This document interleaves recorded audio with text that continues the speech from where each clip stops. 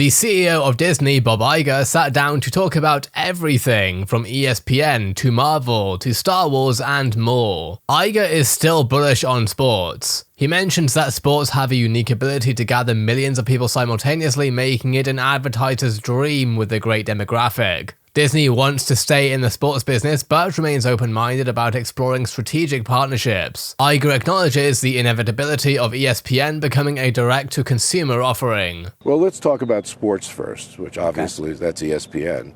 If you look at today's media landscape, sports stands very, very tall in terms of its ability to convene millions and millions of people all at once. There's almost a guarantee that that occurs. It's an advertiser's dream. There's a great demographic there. It lends itself to technology in many ways, both in terms of coverage, distribution, and consumption. That said, we're going to be open-minded there too, not necessarily about spinning ESPN off, but about looking for strategic partners. There is an inevitability, by the way, you raised it, to taking ESPN and direct-to-consumer. Yeah. We haven't said when, but we do know that it will happen. We have great relationships with Major League Baseball and the National Hockey League and various college conferences, and of course the NFL and the NBA. And it's not just about the live sports coverage, of those leagues, those teams. It's also about all the shoulder programming that throws off on ESPN and what you can do with it in a streaming world. As a direct-to-consumer proposition, I talked about it being technology friendly in a way. There's so much more that can be done with it. Iger has stated the possibility of selling ABC cable networks like FX and Nat Geo, acknowledging that while they have valuable content, the distribution and business model underlying these businesses are broken. The erosion of the linear business has been greater than expected, and it's important to face this reality. We have to be open-minded and objective about the future of those businesses, yes. Meaning that they're not core to Disney? That they may not be core to Disney, yeah. Now, there's clearly creativity and content that they create that is core to Disney, but the distribution model, the business model that forms the underpinning of that business and that has delivered great profits over the years is definitely broken. And we have to call it like it is, and that's part of the transformative work we're doing. And when I came back, one of the things I discovered was that the disruptive forces that have been preying on that business for a while are greater than I thought. Bob Iger explains why he decided to stay with Disney, citing his deep passion for the company and the need for continued work. He acknowledges the challenges and disruptions in the traditional television business, which have exceeded his initial expectations. After coming back, realized that the company was facing a number of challenges, some self-inflicted, some caused by changes in the business, large-scale disruption of certain parts of the business. And while a lot of work has been accomplished in the 7 or so months that I've been back, the board believed, and I agreed with them, that there was a lot more work to do. That said, there are other elements of the business that I have huge optimism about. For instance, parks and resorts, which is just a tremendous business for us. We're invested significantly, but the investments we've made over the years are really paying off today. Shanghai Disneyland, a great example of that. For instance, you were with me when we opened up the Star Wars land in California some years back. On the Marvel and Star Wars franchises, he acknowledges that there have been disappointments. He says the COVID-19 pandemic also impacted releases, creating an expectation that films would eventually be on streaming platforms, also noting that there have been creative missteps as well. We're extremely realistic, and I'm very objective about that business, and there have been some disappointments. We would have liked some of our more recent releases to have performed better.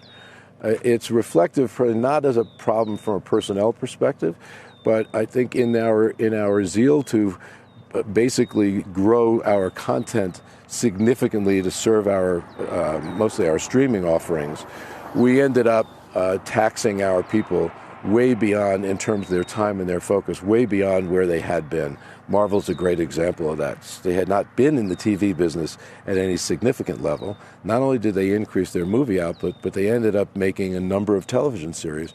And frankly, it diluted focus and attention. There were 3 Pixar releases in a row that went direct to streaming, in part mostly because of COVID. And I think that may have created an expectation in the audience that they're going to eventually be on streaming and probably quickly, and there wasn't an urgency.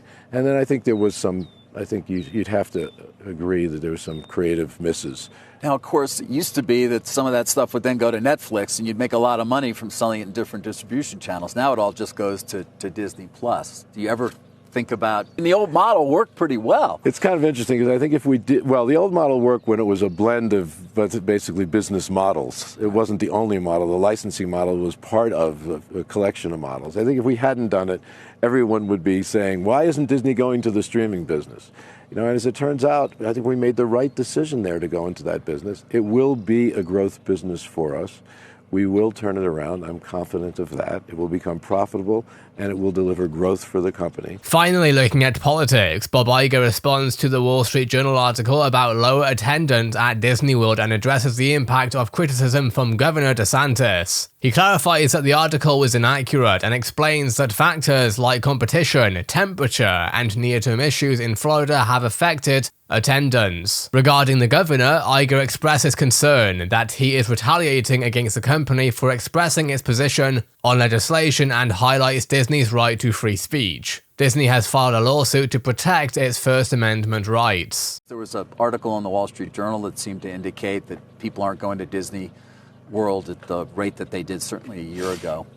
And your fight with the governor there, or his fight with you.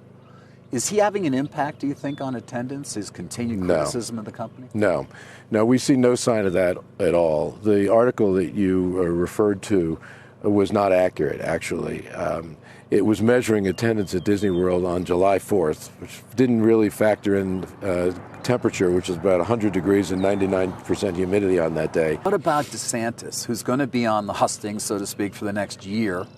And he's made this a part of his campaign, attacking Disney, saying it's a woke corporation. We've put the company on a pedestal, but they've really embraced the idea of getting the sexualized content in the program line that I'm not willing to cross. I mean, that's what he said. I quoted DeSantis there. How do you respond to that?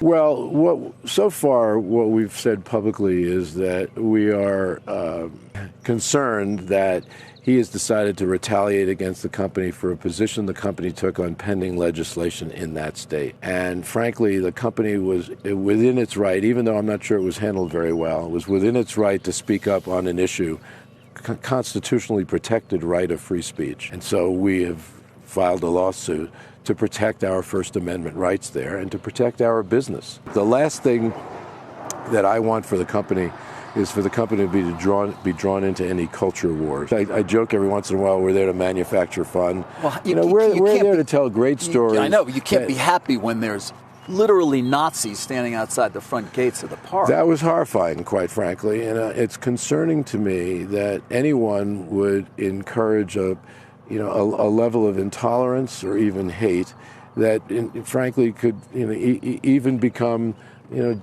dangerous action that could be turned into some dangerous act of some sort. The notion that Disney is in any way sexualizing children, quite frankly, is preposterous and inaccurate.